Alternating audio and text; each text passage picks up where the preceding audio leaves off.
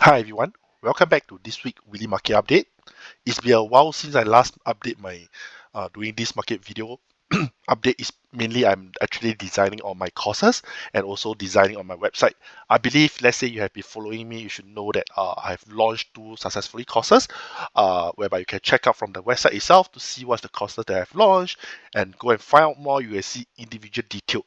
Alright, so there's basically two. One is the beginner course, one is the advanced course. And the beginner course, it include up to almost 9 hours plus of video, which will definitely benefit you if you are a starter or perhaps a season trader as well, because we always look back on the basic, right? Basic is actually the fundamental one to improve your trading uh, profit as well.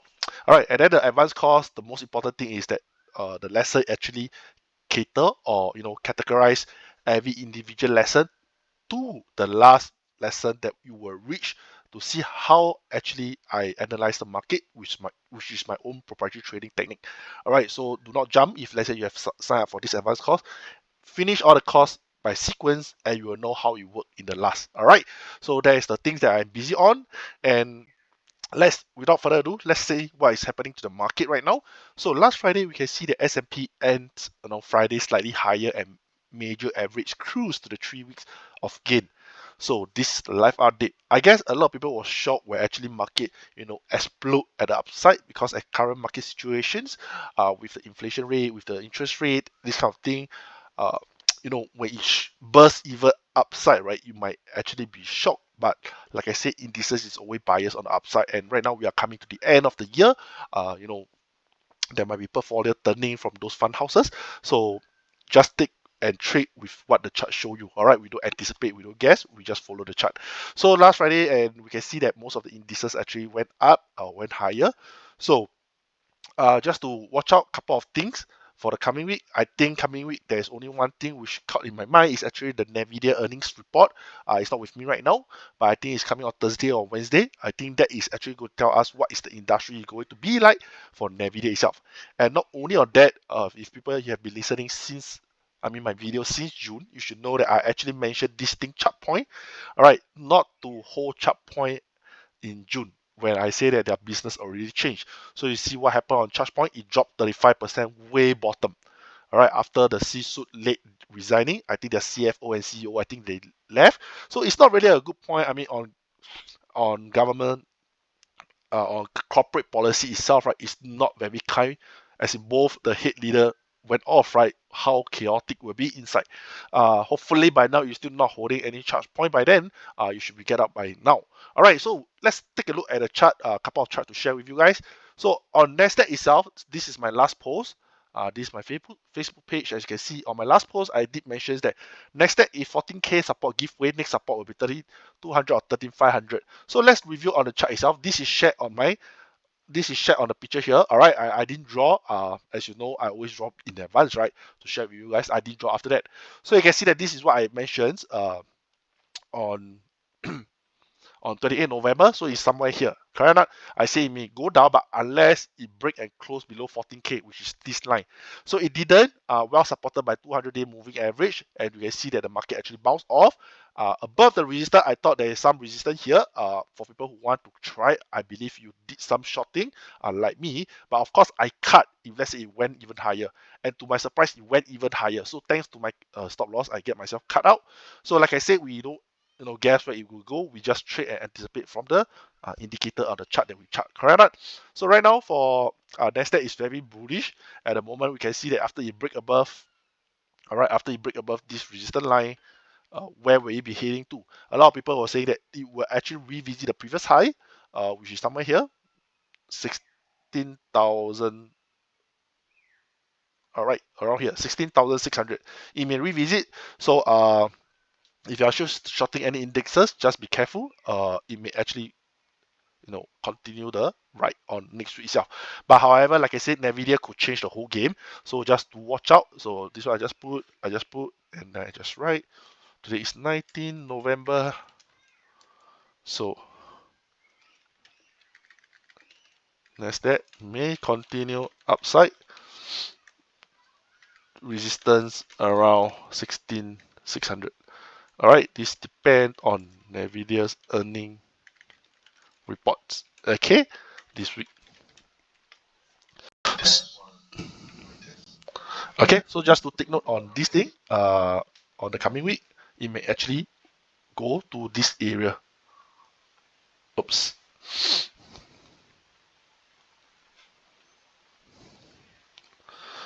One second.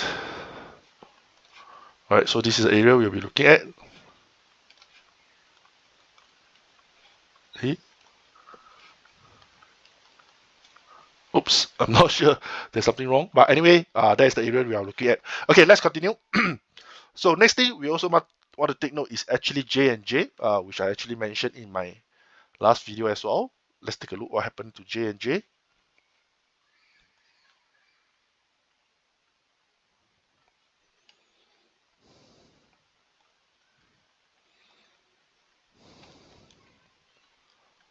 One second, gentlemen. I think something wrong with my Wi-Fi when I was recording. So that's weird.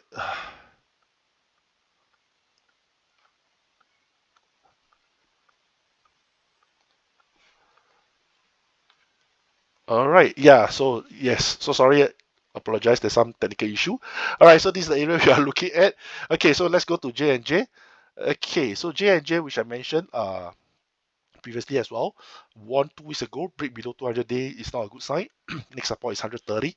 So you can see this is actually a weekly chart after a break below, right? It's right now hovering between 145 to 150 around this $5 range mark. But the thing is that what worries me is that with the market, breaking all-time high, or not all-time high, went higher, close week high. However, J&J didn't really come back. So what happened if let's say the market is coming down? I think this will be badly affected. So monitor if let's say it didn't rebound from here. All right, if let's say it didn't rebound from here, it's not a good sign, and then we may see more downside once again. Okay, so for here, I don't want to write again. I just have to rewrite here, update. Okay, so 19 November, update. Watch out for J&J, break below. Okay, so this is what we will be looking at. So by next week, hopefully it go up. Otherwise, if it break below, then this is what we will be looking at. And then the support will be around 130 for J&J. So next counter we will be looking into will be, oh yeah, ChargePoint, which I mentioned. So as you can see, ChargePoint since when? 16 September, 15 June. From 15 June, I was actually trading in ChargePoint, but until one time, once they are, the news, the fundamental came out, I said that mentions not to enter ChargePoint again due to the business affected by Tesla. I think they are actually ChargePoint is actually creating those stations to charge the EV, right? And Tesla is going into the business as well, so it's badly affected. So I recap on 16 September, do not hold ChargePoint again unless fundamental change. September is somewhere here where it dropped. So by then you are actually safe for $5 to $2. I think it's a huge drop again. So don't think it's cheap. Cheap can be cheaper again. All right. So 16 September somewhere here. Okay. I save you around 67% drop again. All right. So cheap can be cheaper. So do not touch it unless the fundamental change. Otherwise, ChargePoint is good to throw your aside. So next counter that we're looking at is actually Disney. Alright, so Disney is I shared many months ago. In July, I mentioned that it's actually good to do dollar cost averaging. We can slowly pick up. So hopefully, if you have picked up at a low, which near the $79, there is congratulations to you. So by then, you should actually load it one time. If let's say you are a DCA player right now, which I did. So I just respect if you go lower and lower $50, I may load again. But of course, ultimately, you need to see their fundamental, whether are they losing money in their earnings report, which is not, right? So that's why it's a rebound over there. So next counter we'll be looking into is actually EL, SC Laurel. I mentioned previously as well. So there is actually 3 point, 1, 2, 3. Right now we reached the third one. So if you have been eating, entering into EL, I think hopefully you enter the last one. Right now on monthly chart, you can see that the bar haven't end, but it's well supported on the money chart on the 200-day moving average. And then right now we are looking into the weekly chart. Okay, so it's actually at the bottom, it's picking up from RSI itself, and this is a very crucial support level. Of course, ultimately we need to depend on the Chinese economy because I think they are bigger consumer. So 11/11, I heard there might be some disappointment on the sales itself because people no longer anyhow buy right now.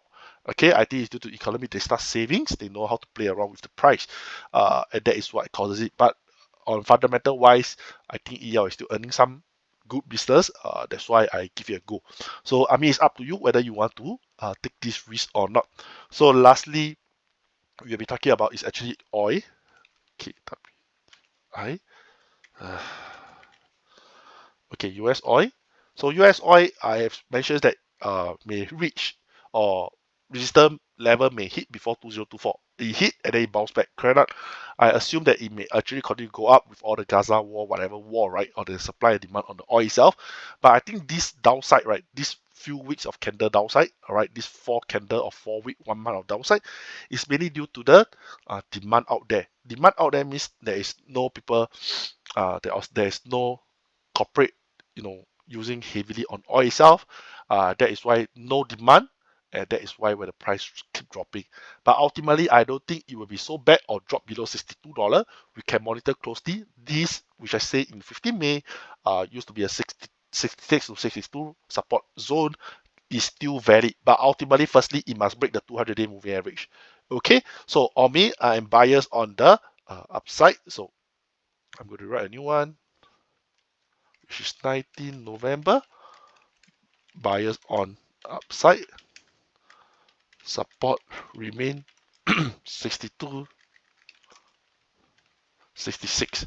All right, break below 200 days will be the first signal on hitting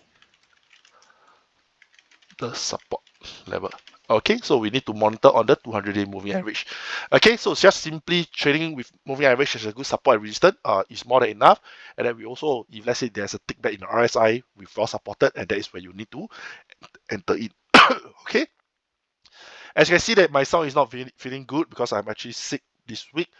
Decided not to do it this weekly market update, but it's been third week that I miss out the weekly market update. Alright, I don't want to disappoint my followers, my subscribers as well. So remember to join and follow me. If you haven't, go to my website. Simply just go to the home.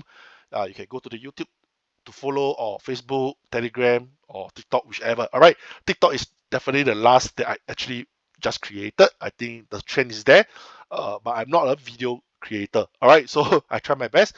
Anyway, hope you guys enjoyed. Remember, if you really like to learn from the basic, what do I mean by there's no guru out there, to be frank. Guru is between you yourself. So why not be your own guru? Understand all that you should understand in the basic, and then the advanced, and then you can create your own trading concept and trading theory from there. All right, so I strongly suggest sign up for full course under the bundle itself. The price will be cheaper.